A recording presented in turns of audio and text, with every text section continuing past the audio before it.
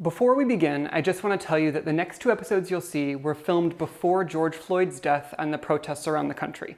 You came here for food stuff, so here are some culinary things you can do to help out. 1, donate your time and money. There are amazing organizations out there. For folks in the Bay Area, Planting Justice is a great organization in Oakland, and here in New York, the Black Farmer Fund is doing amazing work. 2, think about the history and the context of the food you're eating. Think about what influenced your tastes and what people have gone through, not only to get your ingredients to you, but also to create some of the dishes that we think of as most American. 3, patronize Black-owned bars, restaurants, and grocery stores. 4, have tough conversations with friends and family. There's no better place to do that than while you are cooking a meal together.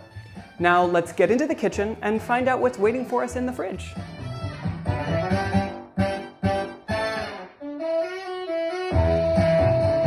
Welcome to WTF or What the F*** is in the fridge. This is the show where we figure out what we're gonna cook as we're cooking it. No, that's not what the phrase is. What is this show? This is the show where we play the game, what do I have and what can I cook with it? Let's just jump in.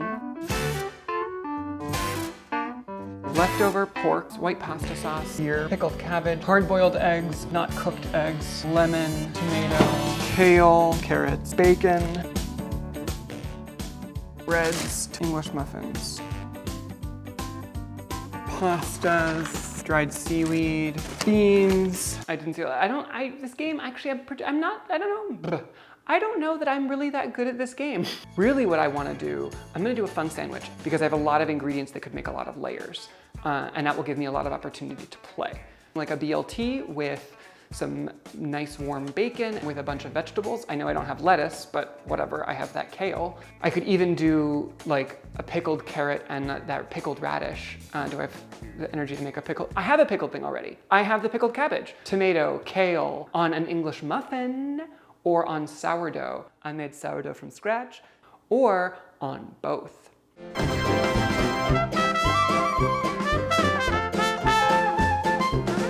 The BLT is the perfect sandwich ever created. Sorry, grilled cheese fans. I got out a bunch of stuff, but what I realized I don't have a mayonnaise, I don't have a mustard. So I'm gonna make some mayonnaise. The homemade version is so much better than any store-bought version you're gonna find. There are lots of ways of making it. I'm just gonna do it with a whisk and a bowl. Mayonnaise is just an emulsion, so it's oil and water that normally do not mix very well, getting some help with an emulsifying agent or an emulsifier. You can use an egg yolk. Basic ratio of mayonnaise is 1 tablespoon of acid for 1 cup of oil. For the acid, I'm gonna use lemon juice, and I have lemon scraps that I've basically used the zest for already, but it's in my fridge, so I'm gonna use it. I'm not gonna measure because I know what a tablespoon, roughly, of lemon juice looks like. But if you wanna measure, go for it. We're gonna separate an egg and just use the yolk. And then just whisk around until it's smooth. The one key for all of this, you have the emulsifier, go slowly, a little bit of oil at a time. I'm gonna a tiny bit of oil, whisk it around, tiny bit of oil, whisk it around. Tiny bit of oil, whisk it around. You're not gonna notice a big difference right away. Back and forth is the best way of creating an emulsion. A lot of people just roll a dish towel in a circle here as a little base for the bowl. So that way you can whisk while you're pouring in the stuff. Here we go. Thin stream.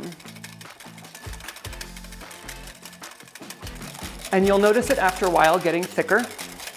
Why am I sweating? Oh right, the broiler is on and I have a hat on and I've been using my arms. Whoop, last bit. So as you can see, there's nothing to be scared about when it comes to mayonnaise. It is not a low-calorie food, though. That is lemony and lovely. Mayonnaise is done, time for the bacon. Bacon on medium to low heat, put a lid over it. So the bacon is pretty much done. That kale, I'm just gonna rip it off of the thick stem that I don't want to eat and crumple it up, and it just sort of softens it and tenderizes it. Tomato, just slice it up. Come on guys, you know how to slice up a tomato. English muffin or on sourdough. I can't decide, so I'm gonna make 2 sandwiches. Moments like this, I really wish I had some kind of toaster. pickled cabbage. I don't know if you can see it this way. I don't want to spill it everywhere. And I just always have some of it on hand because it's great on top of tacos. It's great on top of sandwiches like this. I got out and washed a single carrot. A cool thing to do with these kinds of things is just to make ribbons like this. Certainly faster than julienning anything or even slicing it up. Oh, you know what I want for this? I want a fried egg. Yeah, I know it's a cliche, fried egg in a sandwich, but like there's a reason it's a cliche. It's because it tastes good. I'm gonna do a little trick of pre-cracking the egg into a bowl. That way that you know you won't get any shell in the pan. Oh, you know what I also have? I have little round molds. This would be super fun. Here we go. My mom gave me for Christmas, or someone gave me for Christmas, my aunt, Greg's mom, someone, I got for Christmas these little round cookie molds or dough molds or whatever we call it, but they're metal. And so I think it would be super cool to cook the egg to be this size. It reminds me of fast food. That's exactly how they cook fast food eggs. And cracking the eggs directly in. I love that sound. Then put on the lid, turn off the heat. Great. It's still gonna bubble away. It's still gonna cook all the way through. It'll be great. And by all the way through, I mean I like a runny yolk. The bread looks toasted, looks ready to go. Let's take it out. Beautiful, beautiful, beautiful, great.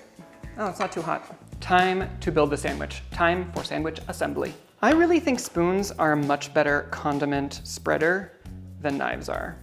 It's just me, I think they're better. All the way to the edges. I'm gonna start with the kale because I feel like I can press that down better. Then I'm gonna do the tomato. I'm really glad that I am making more than one sandwich. The ribbons of carrot.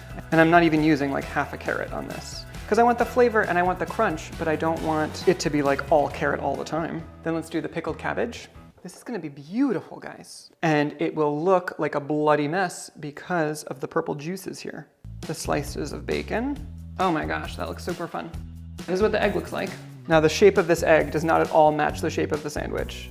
And you know what? We've got to live with life's little idiosyncrasies. And plop it on top. I don't know if you can tell. These look amazing. So I'm just gonna cut into these now.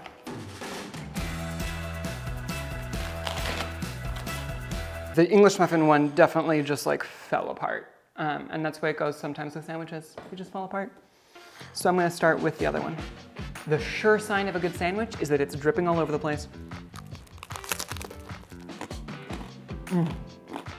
You've got the bacon. It's the smoky, it's the salty. You've got the vinegary pickly of the pickled cabbage. You've got the creaminess of the egg yolk and the mayonnaise and the creaminess of the mayonnaise. The freshness of the tomato and the kale bring everything together because you feel like you're making a complete meal out of it. It's really nice. Honestly, I'm not sure the carrots do anything. If you don't like raw carrots, don't incorporate them. But there they are. I forgot all about them. You know when you have really good croutons in a good salad? That's what this whole thing is. It's like eating the best part of a salad. And I had no idea what I was doing when I was starting, but I figured it out as I went along. So if you like this, please share with all your friends, hit that subscribe button, hit the notification button, hit the like button, hit the share button, all that kind of stuff. Also keep eating and like figure out what's in your fridge and what you can make with it. Join me next time for another episode of WTF ITF or What the is in the fridge.